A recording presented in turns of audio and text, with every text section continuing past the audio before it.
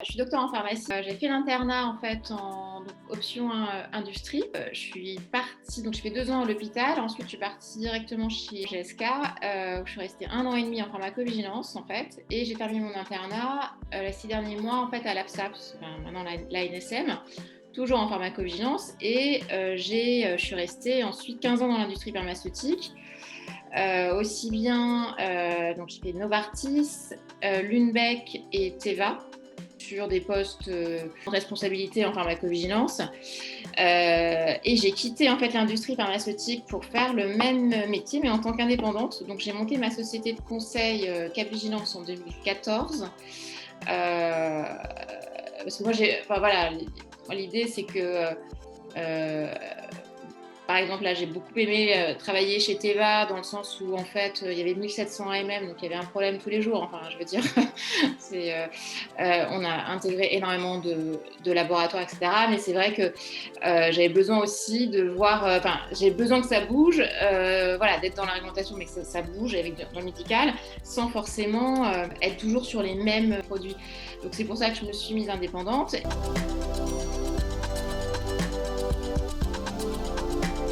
Alice est née parce que justement, comme dans notre famille, on a tous la peau réactive, acnéique, atopique, etc., notamment ma fille adolescente, je me suis dit, mais c'est quand même dingue, on n'a même pas de produits. C'est vrai que moi j'étais plutôt axée sur les marques de pharmacie, mais même dans les marques de pharmacie, il y a quand même énormément des formules de produits qui sont chimiques. Et donc je me suis dit, non mais en fait, il y a quand même aussi...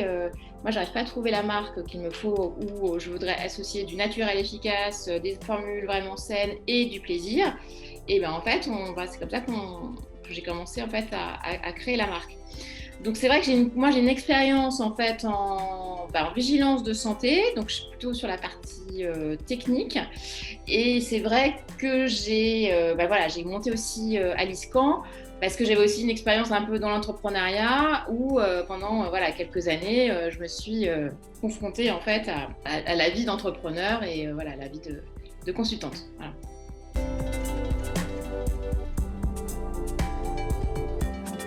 En fait, Aliscan, c'est valeur de sécurité, d'efficacité, en fait, d'allier, en fait, de remettre de la pharmacie dans le milieu cosmétique, tout en ayant de la sensorialité et avec des engagements d'éco-responsabilité, de Made in France, de valorisation des filières locales et finalement d'avoir un engagement donc aussi bien effectivement éco-responsable qu'un engagement social. Parce qu'en fait, j'aimerais aussi, en dehors de l'aspect éco-responsable où on a des packaging qui sont éco-conçus, on veut travailler aussi sur un projet d'économie circulaire, de valorisation des déchets de l'olivier. On a aussi au niveau social, moi j'aimerais bien, après, une fois que la pandémie sera un peu derrière nous, faire des ateliers socio-esthétiques à l'hôpital, notamment à l'hôpital d'Arles. L'idée, c'est d'avoir effectivement d'ajouter nos valeurs d'éco-responsabilité et de social dans un ADN qui est, on va dire, expert au niveau efficacité, sécurité et en alliant le plaisir.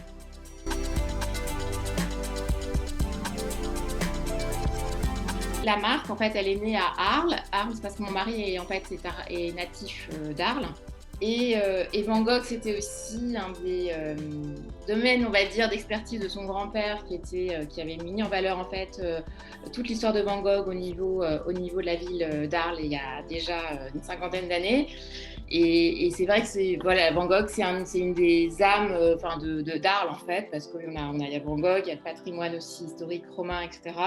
Il y a les rencontres de la photographie. En fait, c'est un petit peu le fer de lance de la partie artistique d'Arles. Et comme en fait notre histoire est de là-bas, c'est vrai que...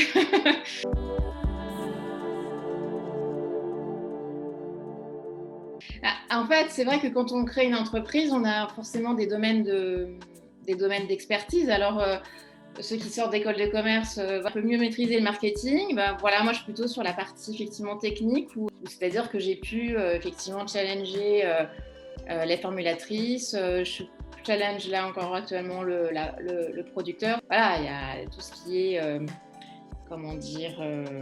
qualité, bonne pratique de fabrication, etc. Tout ça, c'est quand même mon domaine. Donc oui, ça m'a aidée sur la partie technique.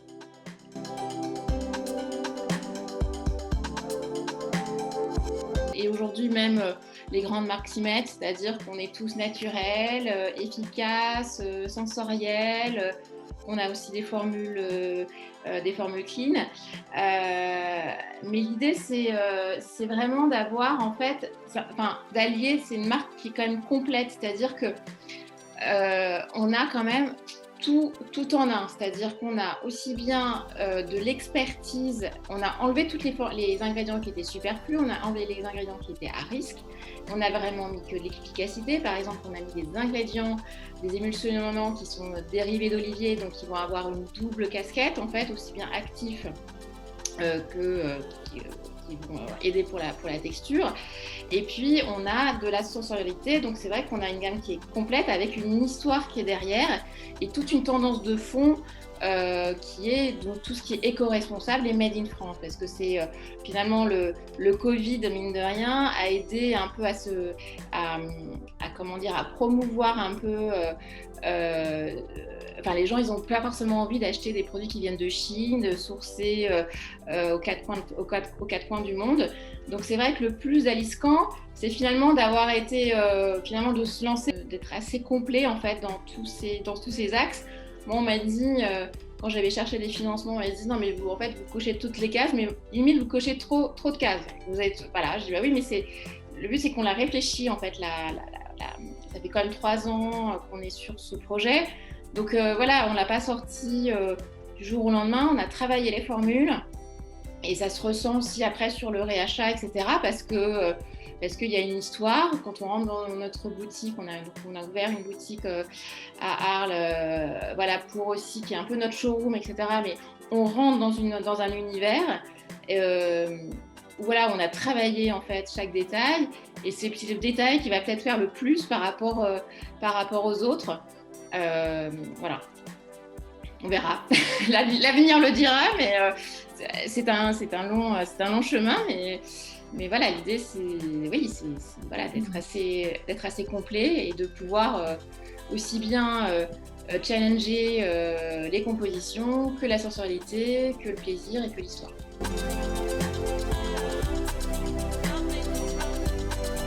Et alors, moi je suis pharmacienne, la marque je l'ai travaillée comme on peut faire en pharmacie, c'est-à-dire mais en étant que sur du bénéfice et pas sur du bénéfice-risque. Voilà, par exemple, d'être à 100% en pharmacie, moi au début on avait regardé un petit peu, et c'est vrai qu'il faut des commerciaux, il faut énormément d'argent et il faut se faire connaître. Donc c'est vrai qu'on a opté un peu pour de l'omnicanalité, c'est-à-dire aussi bien du digital que une boutique en propre, que grand magasin. Par exemple, on va être au printemps.com là dans quelques semaines. Et effectivement sur certaines pharmacies pour pouvoir étendre un peu parce que c'est fondé par moi qui est doctorat en pharmacie, et je trouve qu'il y a une légitimité à être en pharmacie.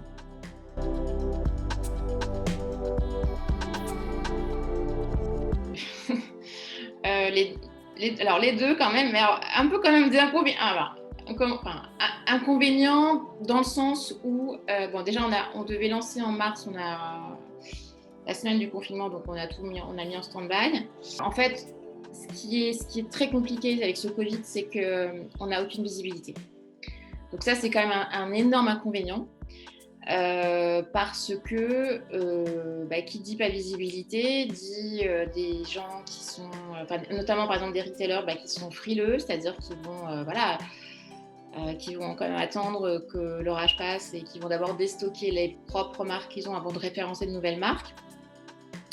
Baisse de fréquentation. Arles, par exemple, nous on a ouvert la boutique début juillet, la fréquentation a été beaucoup plus limitée parce qu'il n'y avait pas les événements, il n'y avait pas les touristes, etc. Donc baisse de fréquentation, fermeture administrative. Donc en termes de chiffres, on fait quand même le dos rond parce que on a du réachat, etc. Mais c'est quand même en fait c'est long. Ce qui est problématique, c'est long. Après, l'avantage, c'est que j'ai toujours fait avec. C'est-à-dire que finalement, j'ai lancé la marque et je savais déjà qu'il fallait faire super attention parce qu'on ne savait pas comment on allait vivre un mois après. Donc finalement, le budget, il est quand même maîtrisé. L'entreprise se développe sainement. Je me suis pas mis en, on n'est pas en difficulté, peut-être par rapport à d'autres marques qui se seraient lancées 6 mois ou un an avant et qui auraient engagé énormément d'investissement. Bah, moi, là, j'ai toujours maîtrisé vraiment pour gagner en agilité. Donc, voilà.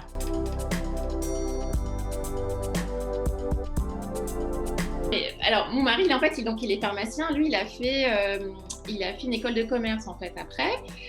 Donc, il a fait sa carrière dans l'industrie pharmaceutique en marketing vente. Donc là, il est chez MSD.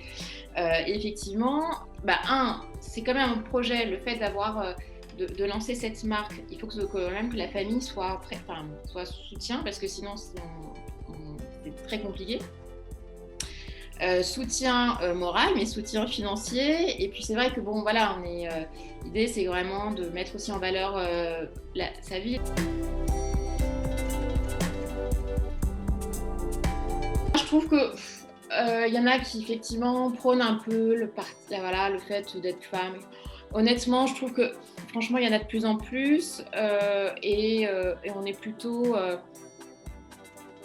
Je trouve que en tout cas, les femmes prennent de plus en plus de place, en tout cas, ont leur place, et il y a des parcours qui sont extraordinaires. Donc, je sais pas si c'était plus dur. Ce qui est plus dur, moi, c'est pas l'entrepreneuriat, c'est pas au féminin, etc. C'est surtout le fait que moi, je développe une marque, mais dans un milieu qui est extrêmement concurrentiel. Mais et donc, dès qu'on veut chercher au début, j'ai cherché des financements. C'était pas le fait que je sois une femme, parce que c'était plutôt, ils regardaient plutôt le parcours et que le parcours était cohérent. Et donc ça entre guillemets, ma légitimité en tant qu'entrepreneuse n'était pas remise en cause. Par contre, c'est le fait d'être dans un milieu qui est extrêmement difficile pour se démarquer. Il y a 300 marques qui se lancent chaque année, il y en a 290 qui avortent, voilà, c'est compliqué.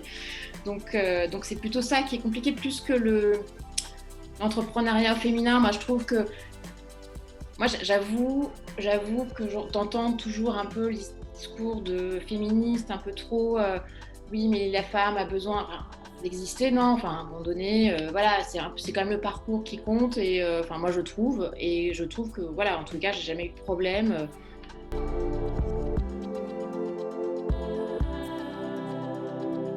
Alors déjà, il faut être passionné.